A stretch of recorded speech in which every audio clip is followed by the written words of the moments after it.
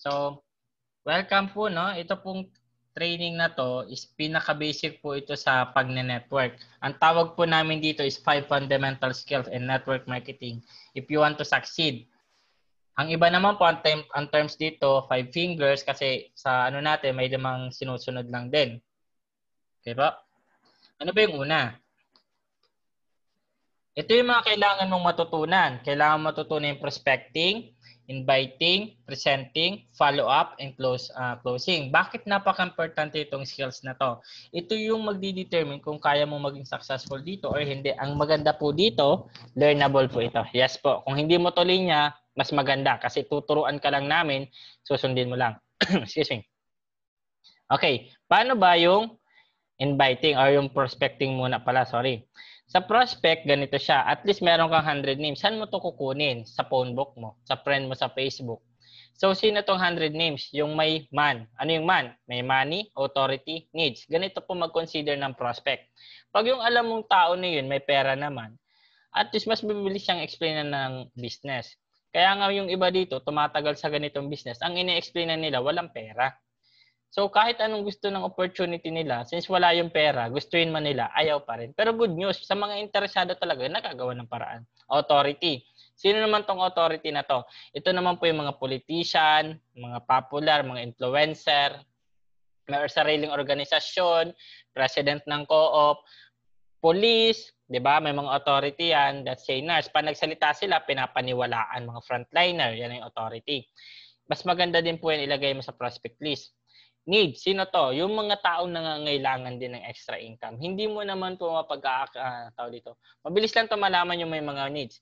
Ito bang tao na to? Same din ba to ng kailangan? Kailangan niya din ba ng pera? Kailangan niya din ba ng opportunity? Kasi doon, sa tao na yun, pag yun na-meet yung tatlong yun, magandang prospect po yan. Okay po? Meron tayong tatlong prospect. Merong hot, 99% sasali, warm, 50%, and cold, 1%. Yung cold po, ito po yung hindi natin kilala, stranger, kumbaga.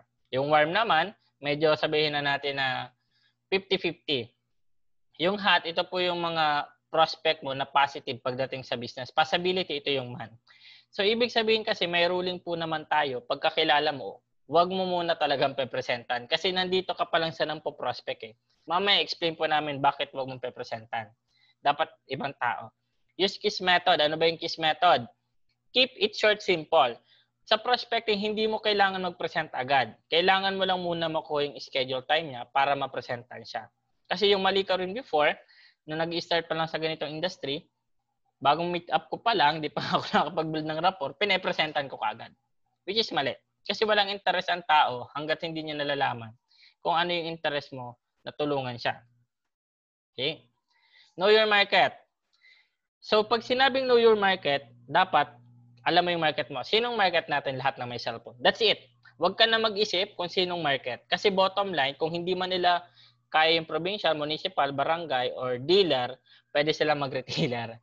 In short, sa ganitong business, huwag ka na masyado mag-analyze sino ba dapat yung kakausapin mo. Basta ang ruling lang, may cellphone. That's it. Regardless kung keypad man yan, iOS man yan, or ano tawag dito niyang naka-place, ano man yan, naka-Android. Android. Bakit kasi sinabi na may needs? Kasi usually, ganito yung nangyayari upon prospecting, balik lang konti.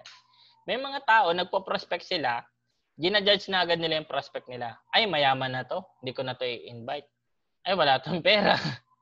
Hindi ko na rin to i-invite. Question, sino yung i-invite mo? So, huwag ka mag-prejudge. Ipakita mo lang muna opportunity, lagay mo lang siya sa list mo. Kung ayaw niya gusto, yun lang yung trabaho natin. So, make sure with excitement level. Sa pagninegosyo po, napaka-importante po naka-smile. Kasi bakit? Pag nagninegosyo ka, nakita sa'yo, nakasimangot ka or nakaano yung mukha mo, di ba? Ang nangyayari ganito. Example, ganito yung walang excitement level, friend. Sali ko na. Ang sasabi ng friend mo, ayoko. Bakit? Kasi itsura mo palang nalulugi na. So, dapat excited ka din sa pagbibusiness. Okay? Make them curious. Huwag mong ibibigay lahat ng information. O ito yung discount, ganito yung marketing plan, ganito yung pwede mong kitain. Huwag. Kasi the moment na ginawa mo yun, bottom line, ang sasabihin niyan sa'yo, pag-isipan ko. Hayaan mo kalahati lang muna. O sige, gusto mo talagang maintindihan. O attend ka ng meeting namin para mas lalong maintindihan. Okay? Flexible schedule. dapat yung may invite mo, ipaunawa mo rin sa kanya na pwede itong flexible schedule. Hindi ito conflict sa ginagawa niya. Dapat makita niya to na, kasi yung iba, ang sinasabi, wala akong time. Okay, good news, walang problema. Flexible yung schedule dito. Di ba? Ang bilis mo lang ma-close yung mga taong nagsasabing wala silang time kasi imposibleng wala silang time. God given us 24 hours. The question is, paano natin ginagamit? Mayaman ka man or mahirap, parehas tayo may 24 hours. Ngayon mo sa akin sabihin, bakit wala kang time? So sabihin mo lang, di mo kailangan awayin siya, di mo kailangan ipamukha sa kanya na mas maganda itong opportunity. Sabihin mo lang, okay, that's great. Meron tayong ino-offer na flexible schedule. Ano yun? Part-time. O, di ba? Di mo na siya na-win mo siya, kumbaga. I act like a busy person. Sa prospecting, kahit wala ka pa talagang kakausapin, dapat yung thinking mo, busy ka. Kasi bakit? Ayaw mo mag-spend ng sobrang oras. Ganon din sa tao as a respect din. Siyempre, napaka-valuable ng time. Tapos, sasayangin mo lang. So, ganito, parang pag namamrespect ako, actually, para mas mabilis mo makuha yung contact information na ganito yung script. By the way, sa mga susunod na training, meron naman akong ibibigay sa yung mga script. Kaya sabihin mo, let's say, prospect mo si Jan. Jan, actually, may pupuntahan pa ako right now. Okay lang ba kunin ko lang muna yung name mo tapos kung anong schedule na pwede natin i-set up para nang sa ganun, pwede kong ipakita sa yung business. Ganun lang. Huwag mo muna i-present lahat para nang sa ganun, nagkakaroon siya ng curiosity, papakinggan ka niya. And all of age part-time business. Kahit bata, matanda, pwede nilang gawin to. Okay, you need visual aid. Napaka-importante, meron kang flip chart or yung PowerPoint presentation. Kung wala ka pang laptop, kahit yung flip chart na nag-start ako, meron ako nung tawag dito, flip chart na every time pa nagpe-present ako may pinapakita. Bakit importante ang flip chart? Hindi kasi agad nila na-imagine sinasabi mo. Imagine mo na lang kung sinabi ko ito yung capital, ito yung kikitain. Hindi nila papasok unless meron kang visual aids. So ito yung mga art of inviting. Isa lang ito sa mga way. Pero actually, they are a lot, lalo na ngayon, pwedeng through Facebook. Sa offline, pwede mo itong gawin. Example tools you can use. Calling card, 50 pieces. Flyering, 100 pieces. Poster using color paper. Bakit color paper yung ginagamit sa pag-poster? Para mas mabilis makita. Load books. Yung mga tindahan po, kontratahin mo na. Paano? May mga load books yan na hindi na nila ginagamit. Bili ka sa Smart. Actually, binibigay lang yung libre. Sabihin mo, isa-swap mo ng bago. Di ba? Tad-tad yun ang contact number. Di ba? Sa akin, ganyan yung ginagawa ko noong nasa Legazpi pa ako, nasa Davao na kasi ako. Kinukuha ko yung load books, tapos meron akong script, pina-forward ko lang sa kanila. Siyempre, tinitingnan ko din kung sino yung napasahan ko. Since marami yon, alternate yung pag-send ko para hindi naman mainis. So yung iba nag-i-inquire, nakakorek kasi ang text ko doon, ang script ko doon, cellphone user ka ba? Madalas ka ba magpa-load? Gusto mo ba makatipid? Lifetime discount sa load? Ganun lang yung script ko. Reply how. Pag nag-how na yan, minimit ko na yan, since alam ko naman yung error niya, dyan lang din. Tinuturuan ko siya kung paano makatipid. Script format text with image, pwede mo itong gamitin through Facebook. So kung ikaw meron ka naman, let's say, reputation, sabi natin meron kang authority, risk your reputation. Anong ibig sabihin risk your reputation? Hindi mo ipapahamak yung reputation mo. Ibig sabihin, ito kasi yung iba. Kaya nahihirapan mag-invite ganito. Let's sample, lawyer. Lawyer ako, magbibintayan mo ko ng loan. Mataas yung pride nila. Tama? Hindi nila agad kayang baba na. O nga, tinapos ko, tapos pagbibintayan mo lang ako ng loan. No, kasi ang bottom line, marangal to. Tama, legal, ethical, moral. Don't assume. Anong don't assume? Huwag kang yung kagaya ni sinabi ko kanina, sasabihin mo, ay mayaman natin dito kailangan. Ay mahirap to, wala tong pera. Hindi, hayaan mo munang i-invite sila. And ito, SW4N. Some will wait, some will join, some will not. So what next? So ibig sabihin, kung hindi man siya nagpasok ngayon, might be. Mag-aantay lang siya or baka next time, di ba? Indirect approach. Paano ko to ginagawang inviting using case system? Yung case system pala, ito yung kakilala, mag-anak, kaibigan, lahat ng K. Kaklase, kabatch, di ba? Lahat ng K. Basta, pag sinabing K, mga kakilala mo. Paano tong indirect approach? Ganito siya. Example, ikaw Ups Emerson. Ikaw yung prospect ko. Indirect approach. Ups Emerson, excuse me lang. Meron kasi yung friend kong business na loading. Hindi ko lang alam kung interesado ka. Pero ikaw din yun. Ikaw din yung nagpo-prospect sa kanya talaga. Indirect nga lang. Ito namang direct approach, ano na to? Ay, hindi pala. Sorry, baligtad. Yung indirect approach, ganito siya. Example ako, ganito. Apps Emerson, example, Emerson. Emerson, hindi ko lang alam, baka may kakilala ka na gustong magkaroon ng discount sa load or baka gusto nilang kumita gamit yung cellphone nila. Indirect yon. Siyempre, iisipin nun, bakit hindi ako na lang? Ay, hindi, iba na lang. parang inaayawan mo pa siya. Pero in reality, gusto mo siyang ma-invite. Direct approach, paano naman to? Pagkakilala mo, ito yung example na ginawa ni Apps Buboy kanina. Direct approach, since kakilala niya naman. O sige, ikaw na yung mag-stockist dyan, ikaw na yung mag-dealer dyan. Third party approach, ito yung pinaka-effective. Paano tong third party approach? Gagamit ka ng ibang tao para ma-convince mo siya or ma-invite mo siya. Paano to? Example, ako yung mag-invite. Apps Emerson, di ko lang alam kung ganito kasi, meron kasi akong friend, nag-aano siya ng loading business. So ngayon, nagpapatulong siya, baka may kakilala daw ako na gusto makatipid ng load. Di ba, yun lang may script kasi bakit? Pagdating naman dito sa Zoom meeting, ako naman talaga yung magpe-present. Hindi naman ikaw talaga yung magpe-present kasi ang usapan lang, taga-invite ka. So, dun mo sila makukuha. Kumbaga, ang purpose mo nun, dyan sa tatlong approach na yan, pinaka-effective yung third party. Kasi pagkakilala mo kasi, may tinatawag na TMF. What the TMF? Too much familiarity. Pagkakilala ka niyan, pustahan tayo, makunat pa yan sa kalabaw. Bago yan magpa-invite sa'yo. Meron nga ako isang experience, share ko lang. Meron ako isang dealer na nakuha. Malayo siya, taga Sorsogon. Meron siyang pinsan nagtatrabaho sa, saan nga yun? Sa Chowking. Yung dealer ko na yun, hindi naman talaga direct kong dealer, direct ko. Ini-invite niya yung pinsan niya, hindi pumapasok kasi alam nung pinsan niya na yung tao na yun, hindi naman talaga ganun kayaman. Kung sabihin natin, sabihin natin medyo mahirap. Ngayon, nung pagdating ko doon, kakarating ko lang, halos gabi na nga, inantay namin muna mag-out. Nag-present ako. Yung present ko sa inyo kanina. Parang ganon.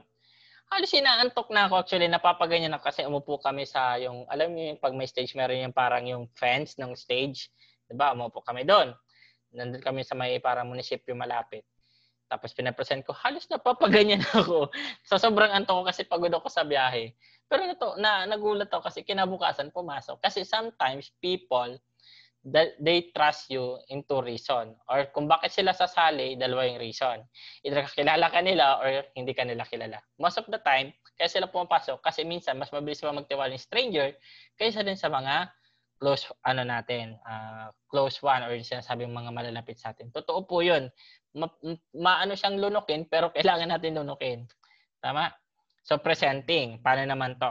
May iba't ibang presentation, may 2-in-1. Since hindi mo pa kaya mag-present, pasama ka muna sa upline mo or kung sino nag-invite sa'yo. Sa case mo, Emerson, di ba? Ikaw na yung... Oo. Kumbaga sa akin na lang, kung may question ka naman, di ba, tumatawag ka lang. Parang 2-in-1 pa rin yun. Halimbawa, may kausap pa, hindi naman talaga tayo personal magkasama.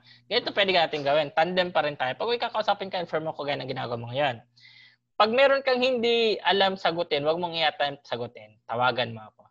Sabihin mo, ma'am, actually maganda yung question nyo. Hayaan nyo po. Tawagan ko po ngayon upline ko para matanong ko rin po kasi kakasimula ko pa lang, hindi ko pa alam lahat. Di ba? Mas okay maging honest ka sa kanila. Kaysa naman i-attempt po yung question nila, baka hindi mo masagot, ma-negative pa sila. Tama. House party meeting. Ito yung tipong para siyang sabihin mo may birthdayhan, may pa-snack. Punta lang kayo sa bahay, may pa-snack o sabihin natin naghanda ka ng bihon tapos sandwich. Hindi naman nila alam na may presentation pala. Habang nag-i-snack sila, i-share mo yung opportunity. Alam nyo, aside dyan sa in-invite ko kayo, actually, ang purpose ko talaga is meron kasama dito or meron ako ipapresent sa inyo opportunity. Pakinggan nyo lang. Pag hindi nyo nagustuhan, walang pilitan. Lahat ng kapitbahay mo na invite na. Kasi ang Pilipino, pag pagkain, ang bilis niyan. Meron nga kaming ginawa nun din na isa kong direct din. Talaga siya, nagluto talaga siya. Nagluto siya tapos ang daming pumunta. So yung iba din hindi naman sumali pero may mga sumali. Tama, centering. Ito yung pupunta ng office. Doon mo siya papresentan, doon mo papakita yung business. Sa kagaya mga Emerson sa'yo, di ba, nasa Naga ka ngayon. Pinaka-effective way ng pag-present is dalhin mo sa office. Kasi bakit? Subconsciously, sa isip nila, may hahabulin sila sakaling lokohin mo sila. Okay. Mga Pilipino, ganun ang isip nila. Wag mo nang i-meet muna sa coffee shop. Ako kasi parang nakikipag-deal minsan coffee shop na or sa mga restaurant. Kasi meron ng pambayad. Pero sa nag-start pa lang, okay lang kahit sa office. Para sa ganun, makita niya na legit talaga to. Online presentation, kagaya ng ginawa natin. Pwede through video, di ba? May binibigay ako sa mga video na pang-present. Messenger, pwede mo siyang presentan doon, or website. Yes. So, ito yung mind setting. Kung mapapansin nyo, ito yung ginawa ko kanina. Tell the cash flow quadrant. Kailangan muna nilang malaman yun. After presentation, ma'am, ano yung ma'am? Meeting after meeting, kagaya nito. So, example, after meeting, nagtatanong na tayo. Subconsciously, hindi niya alam, pero ma'am na yun. Tinatanong natin, nagustuhan mo ba? Tapos doon natin sila i-close deal. Okay, follow-up rule. Excitement level, you must follow up before, halimbawa, napresentahan mo na. Dapat ma-follow up mo siya before 72 hours. So, ilan yon? Kasi bakit? Bumababa yung excitement level.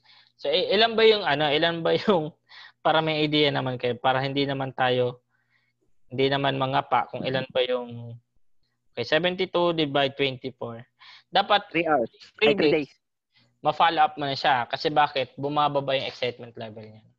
Pag halimbawa, napresentan mo ngayon, kinabukasan, okay pa. Hindi mo pinalap kinabukasan, iba nang isip niyan. So, at least, dapat ma-follow up mo siya. So, kagaya sa'yo, Ups Emerson, si Ma'am Ann, follow up mo na din siya. So, Ma'am Ann, Ilang beses ko pinalo up yan. Ha? Ilang beses ko yan pinalo up. Okay lang yun. Okay lang yun. Okay lang yan. Ang importante, nagpa-follow up ka. Ang pagpa-follow up, hindi yung kailan ka mag-join, kailan ka sasali, ready na ba yung pera, hindi. Pag-follow up ka, start mo sa kamusta. Kamusta po, ganun.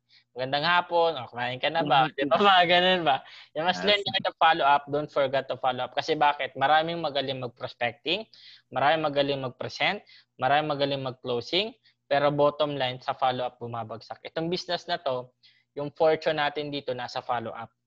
Okay? Don't follow up using text message. Tama? It must be call.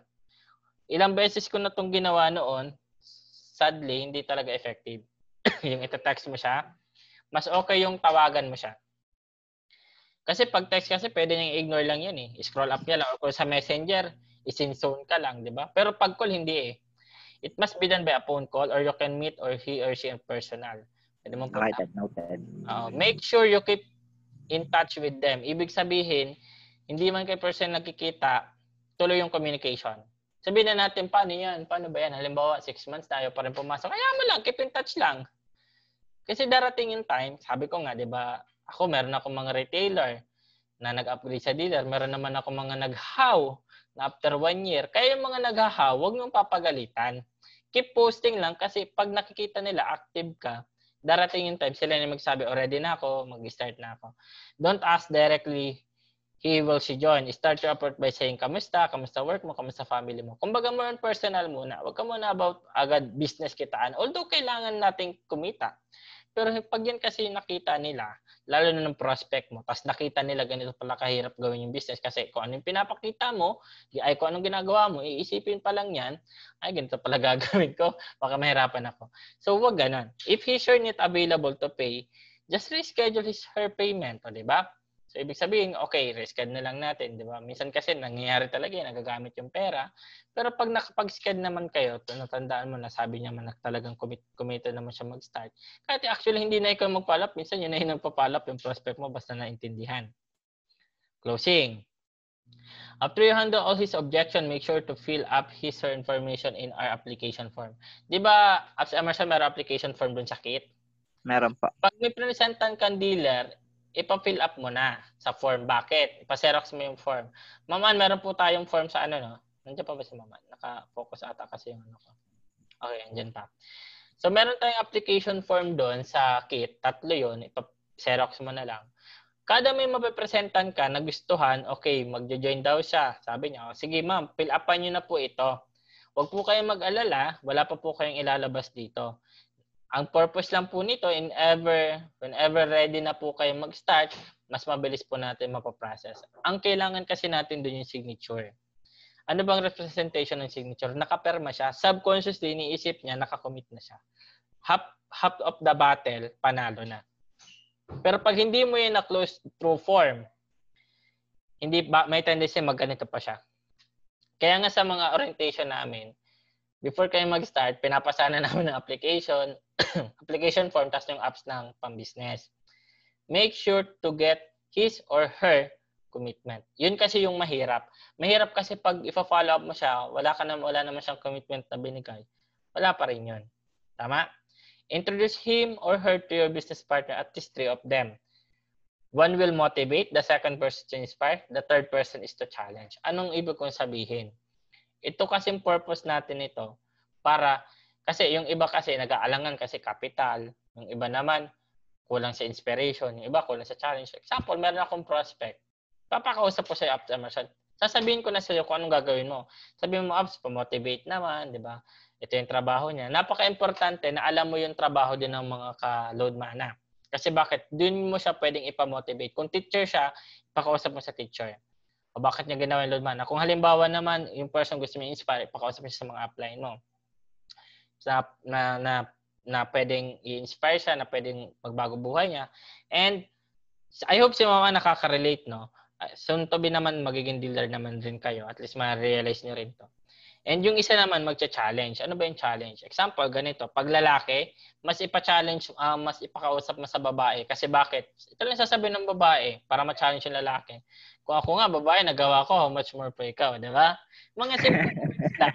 Simple. Ganun talaga.